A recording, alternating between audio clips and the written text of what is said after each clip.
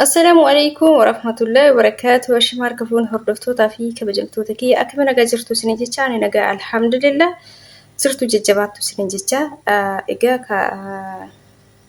ijoolleen baay'een rabbii jedhii na bira hin darbine adaraa kee warri jettan jirtan jechuudha obboleeyyan kiyya yeroo baay'ee rabbiin isin qabinaa jechuudha maaseetan anis biiziidha waan ta'eef akkuma keessan yookaan isinii dafee deebisuu dhabuu turatti dafee isinii deebisuu dhabuu danda'a yookaan wanatti tolee deebisuu dhabuu danda'a waan ta'eef haga dandeettaniin rabbiin qabinaan isin jedha obboleeyyan kiyya maal jettee obboleettiin keenya kun mee asumaan naa dubbisa isinillee jechuudha wargaa fi akkanaa gaafachuuf oftan inni kun deebii isin ta'a jedheetiin yaada jechuudha akkuma viidiyoo dhingadda hojjedhe irratti ijoolleen baay'een gaafii koo naa deebistee galatoomii gaafiin gaafachuu barbaadu naa deebistee horii jettan jirtan gaafii namni tokko gaafateef nama hedduutu itti fayyadame jechuudha nama hedduutu deebii argate jechuudha.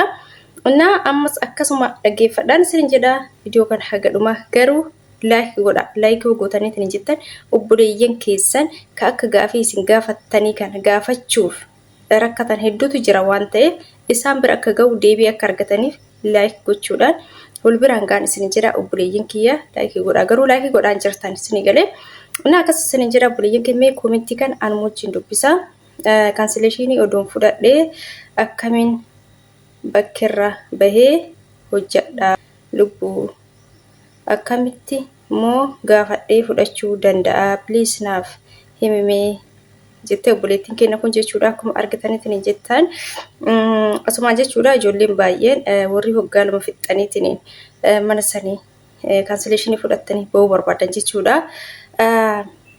Akkamitti mee fudhachuu danda'a akkamitti gaafachuu danda'a akkamittis bahee hojjechuu danda'a obboleettii keenya kana gaafiin isii jechuudha. Inni kun salphaadha obboleettii kiyya maaseeti sirriitti na dhageeffadhu warroonni biraas sirriitti na dhageeffadhaan isin jedha obboleeyyan kiyya bakka kanatti jechuudha. Ati gaafa kontiraata hoggaa lamaa fixxee jetti jechuudha. Maaseeti waraqaan isaanii fiizaan isaan isii hojjetan dhumatee jechuudha guyyaan sun dhumatee boonasii wanti isii kennamu jira guyyaa 28 jechuudha.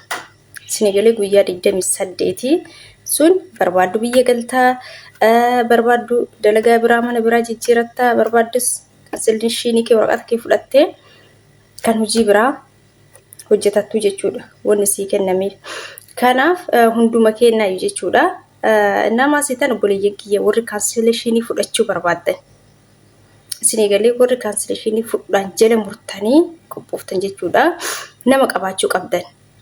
Nama akkamii qabaachuu qabdan wanni isin sodaachisu jiru dirqama seerri isinii kennisiisa jechuudha mirga keessan gaafachuun yoo isin diddee hinaaffaadhaaf qinaateedhaaf akkatti bakka biraan barbaadne yoo si diddee malee seerri sin dirqamsiisa jechuudha akkasii kennitu yoo himatteetiin jette isii kasasti fudhachuu dandeessa jechuudha dirqamaan.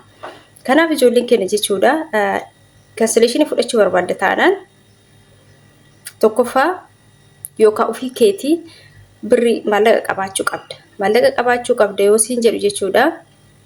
Kaansileeshinii fudhattee baateetiin ofii keetii ID mataa keetii hojjetachuu yoo barbaaddeetiin jetti birri qaba.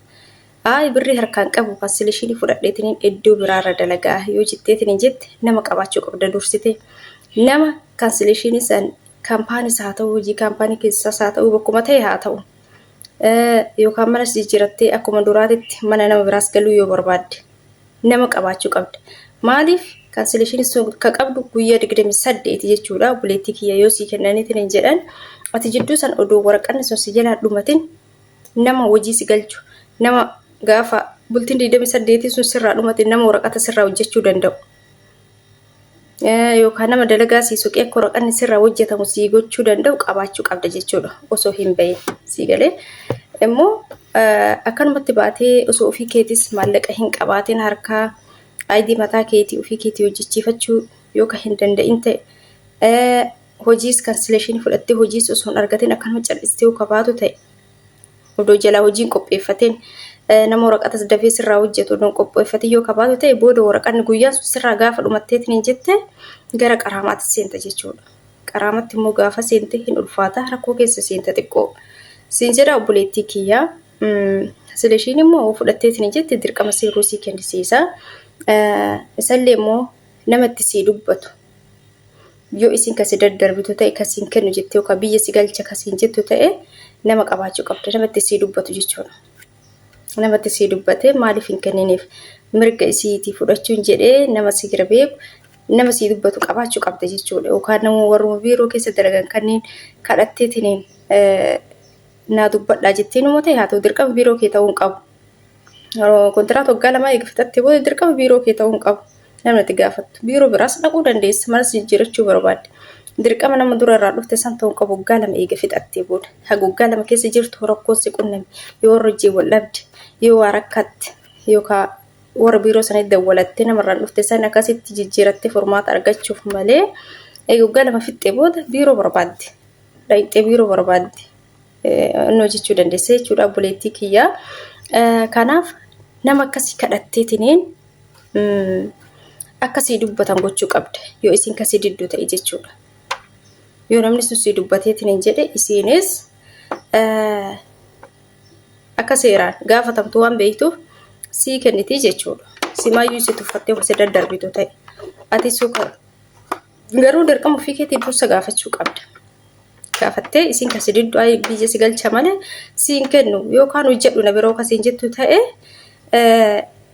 nama sii gaafatu. Gootee yoo namni sun kadiddu ta'e seeraan sii gaafatan jechuudha. Dirqama sii kenniti. Kanaaf jechuudha obboleeyyan kiyyaa yeroo baay'ee jechuudha warri kansileeshinii fudhachuuf hawwii qabdan dursa maal hojjedhaa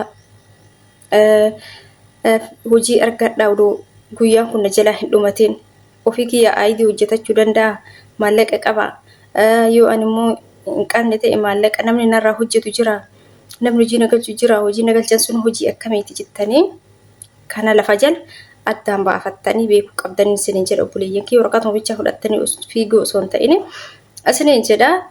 Inni biraa immoo maal seetee obboleettiin keenya tokko kana gaafattee isin immoo waa'ee paaspoortiiti kana gaafattee paaspoortiin kiyyaa waggaa tokko qabaa jettee garuu jijjiirachuu barbaadaa jettee koomentii kana akkuma argitan jechuudha. Obboleettii kiyyaa ni dandeessi jijjiirachuu paaspoortii waggaa tokko qabu jechuun bara tajaajila ganaa si tajaajila jechuudha. Obboleettii kiyyaa ganaa qabda jechuudha. Rakkoon qabu paaspoortiin bara rakkoon qabu hagati hojii galtee maal jettuttu si gargaara jechuudha. Baay'ee ganaadha jechuudha. Isaaf jettee isaa waggaa tokko qabuuf jettee wanti jijjiirachuu dhabduuf hin jiru.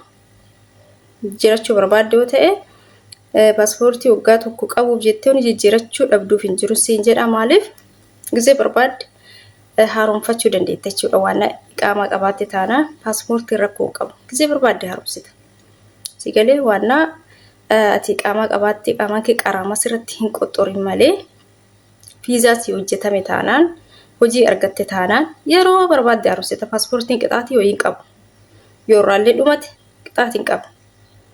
Gisee biyya galtuuf immoo haaromsuu dandeessa jechuudha. Hagas hunda waan si cinqu miti akka iqaamaa irra caalaa iqaamaadha malee sodaachuu qabdu ka eeggachuu qabdu sirritti paaspoortiin rakkoon qabu ganaa qabda. Waggaa tokko ka qabu miti ji'a shan ka qabu yoo qabaatte jijjiirachuu dandeessa jechuudha. Maaliif ganaa qabda waan ta'eef rakkoon qabu murtee isaaniiti jechuudha. Paaspoortii hin dhumatin malee maaliif fiizaa hojjechuuf yeroo dhumate irratti si tajaajilaadha erga dhumate garuu amma ganaa qabda jechuudha. Ganaa baay'ee si fayyada jechuudha. Akkas isin jedha obboleeyyan kiyya gaafii baay'ee naaf barraa'ee dubbiseetiniin asirra isin ol baasuu hin dandeenye malee isinillee warra na gaafattan inshaallah buudan isin deebisa. Isin jedha obboleeyyan kiyya akkuma argitan kun natti waan hin toliniif daqiiqaa gabaabduu jedha jechuudha. Argitanii jirtan biiziidha waan ta'eef obboleeyyan kiyya haganumaa ijoollee kanneen jechuudha.